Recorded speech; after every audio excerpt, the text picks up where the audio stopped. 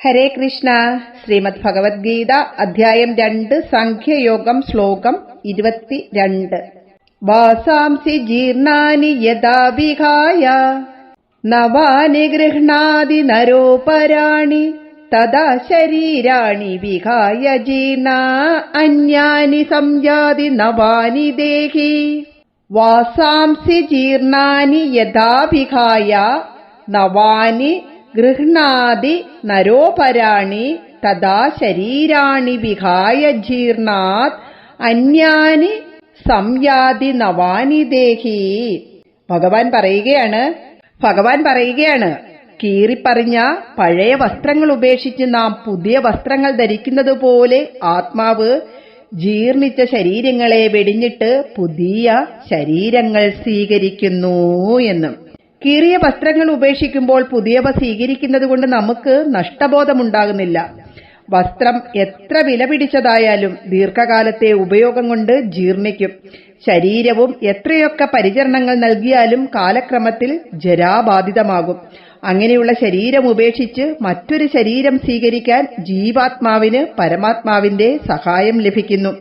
അണുമാത്രനായ ജീവാത്മാവ് ഭൗതിക ശരീരലാഭത്തോടെ പ്രാപ്തമാകുന്ന ഭൗതിക സുഖങ്ങളിൽ മഗ്നനായി പരമാത്മാവിനെ തന്നെ മറയ്ക്കുന്നു.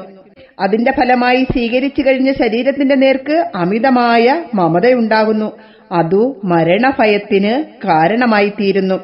മരണാനന്തരം ബന്ധുക്കൾക്കും ഗുരുജനങ്ങൾക്കും മറ്റും പൂർണ്ണ ശോഭയുള്ള പുതിയ ശരീരങ്ങൾ ലഭിക്കുമെന്ന കാര്യം ചിന്തിക്കുമ്പോൾ അവരുടെ വധത്തിലും മരണത്തിലും സങ്കടമല്ല, സന്തോഷമാണ് ഉണ്ടാകേണ്ടത്. മായാബന്ധനിമിത്തം മരണഭയം അർജുനനെ ബാധിച്ചിരിക്കുന്നു. ശുചിത്വത്തോടെ ശരീരം മറയ്ക്കാനാണ് നാം വസ്ത്രം ധരിക്കുന്നത്. മുഷിഞ്ഞു കീറിയ വസ്ത്രങ്ങൾ ആ ലക്ഷ്യം നിറവേറ്റുന്നതിന് പോരാ എന്ന് തോന്നുമ്പോൾ നാം അവയെ വലിച്ചെറിഞ്ഞിട്ട് പുതുവസ്ത്രങ്ങൾ ധരിക്കുന്നു. ജീവൻ ഒരു സ്ഥൂല ശരീരം സ്വീകരിക്കുന്നതിന് ചില പ്രത്യേക സങ്കല്പങ്ങൾ ഉണ്ടായിരിക്കും. അവ സാധ്യമാക്കുന്നതിന് ഇപ്പോഴുള്ള പഴയ ശരീരം അപര്യാപ്തമാണെന്ന് ബോധ്യം വരുമ്പോൾ മറ്റൊരു പുതിയ ദേഹം സ്വീകരിക്കാൻ ജീവൻ നിർബന്ധിതനാകുന്നു. ചുരുക്കത്തിൽ ഒരു ദേഹം ഉപേക്ഷിച്ച് ജീവൻ മറ്റൊരു ദേഹം സ്വീകരിക്കുന്നത് മനുഷ്യൻ വസ്ത്രം മാറുന്നത് പോലെയാണ്. ഇവിടെയും സ്ഥൂല ശരീരം മാത്രമേ മാറുന്നുള്ളൂ. സൂക്ഷ്മ ശരീരവും കാരണ ശരീരവും ശേഷിക്കുന്നു. അതിനാണ് ദേഹി എന്ന പദം ഉപയോഗിച്ചിരിക്കുന്നത്. ലോകത്ത് നശീകരണ ഉപാധികൾ പലതുമുണ്ട്. അവയൊന്നും ആത്മാവിനെ നശിപ്പിക്കുകയില്ലേ എന്ന സംശയത്തിന് ഭഗവാൻ അടുത്ത ശ്ലോകത്തിൽ സമാധാനം പറയുന്നു. നരഹ, അതായത് മനുഷ്യൻ, യഥാ യാതൊരു പ്രകാരത്തിൽ ജീർണാനി ജീർണിച്ച